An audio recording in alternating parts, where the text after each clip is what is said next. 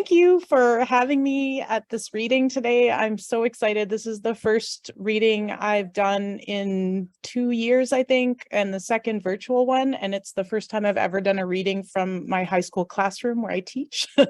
So I teach textiles, which is why there's a bunch of random boxes behind me. I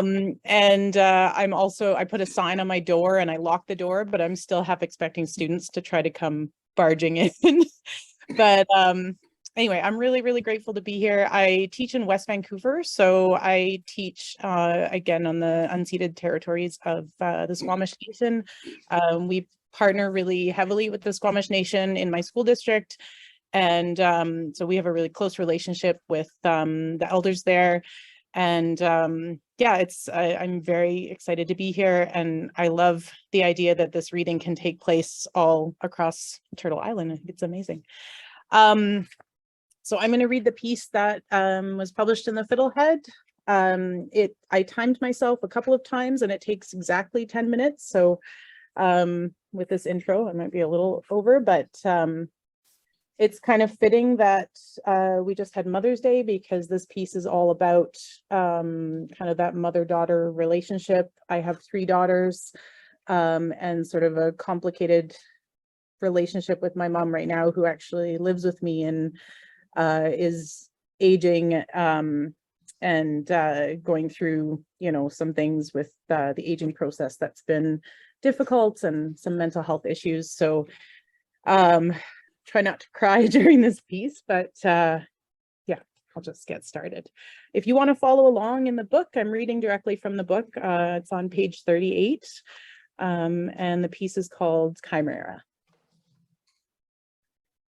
Fetal cells are known to cross the placenta and enter the mother's bloodstream. They're found harboring in the mother's body postpartum, and sometimes for decades after birth. A mother's cells are also known to host themselves in their baby's blood and tissues.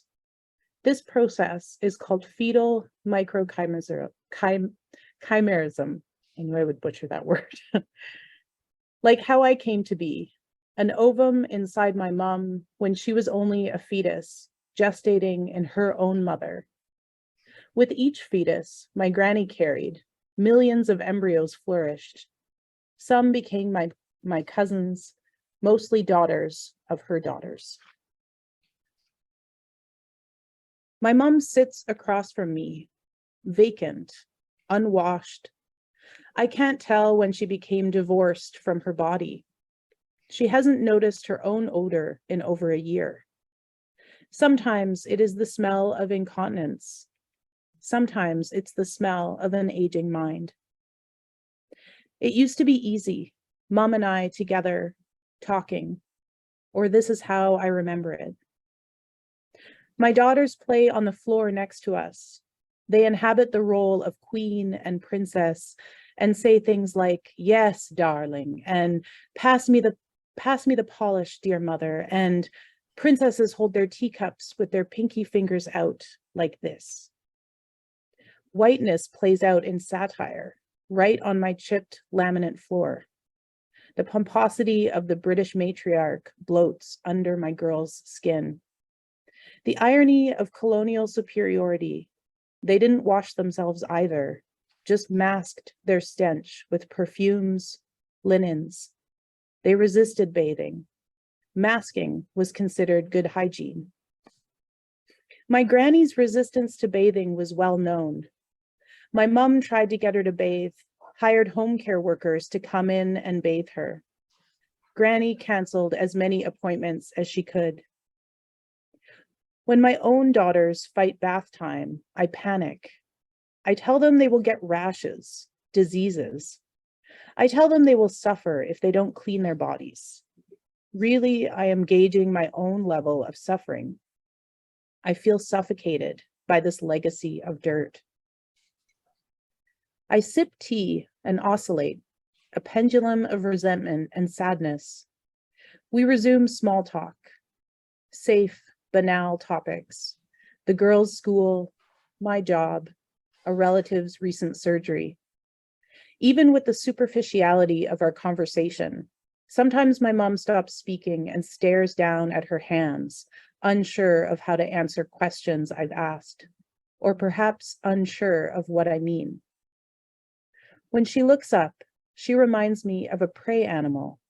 Her eyes are frantic, like I'm going to catch her in the act of something. Below us, my daughters paint their fingernails. They drink tea in fancy bone china cups. Maybe our relationship was never comfortable. Maybe I'm remembering it all wrong. The family joke was that all Granny had to do was hang her laundry out on the line next to Granddad's, and she'd get pregnant. She had 6 daughters who lived and 1 son who didn't. He died 2 days after his birth, and she never spoke of him. In the birth order, he came after my mom, who told me this when I became an adult. I'm not sure if he had a name. Granny's last 2 daughters were identical twins. They'd escape from the crib and smear shit from their diapers on the walls. I think that may have broken her. She was harsh in her mothering and downright cold to her grandchildren, erecting walls to ensure there'd be no caretaking obligations. A chimera is an animal that has 2 or more different populations of genetically distinct cells containing 2 sets of DNA coded to make 2 separate organisms. These cells burrow in organs like the pancreas and the heart and skin. They can live there indefinitely. It's right about now when I understand how my granny anticipated the burden of all these generations she didn't intend to create. When Granny moved in with my parents, she developed OCD. My parents had to secure the fridge doors with a U-lock so she wouldn't rummage through it at night, arranging and rearranging applesauce containers. They gave her a clicker to use, but she preferred switching lights on and off, locking and unlocking doors. She was demented by then, but no one knows how early. She wouldn't admit to memory loss, repetitive questioning, lying about medications, or incontinence. By her mid-80s, a CT scan showed that 1/3 of her brain was liquid. Studies of female mice show that fetal cells that end up in their hearts develop into cardiac tissue. They're becoming beating heart cells, said Dr. J. Lee Nelson, an expert on microchimerism at the Fred Hutchinson Cancer Research Center in Seattle. These cells are not passive. They know where they're going. When my granny was in her 20s, she was convinced she had a bad heart because she had palpitations, which were likely panic attacks. Her heart was fine. It would be easier on my brain palette if Mom and I were closer, connected. But in truth, I don't know if we ever were. I think I mistook physical affection and displays of love for a kind of mutual emotional understanding. Mom was shocked when I told her how most of my friends are uncomfortable and often defeated by Mother's Day.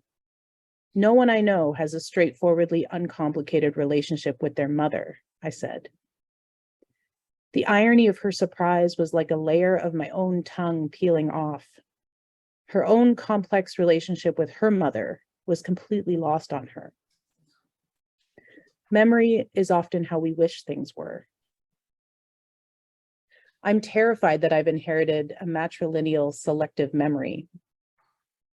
Given the cellular link we share, I'm afraid my daughters will one day look at me as subhuman, inferior. Sometimes I beg my husband to tell me my worst characteristics. I just need you to lay it out for me, okay? I'll say. Just tell me what my flaws are so I know I'm not in denial.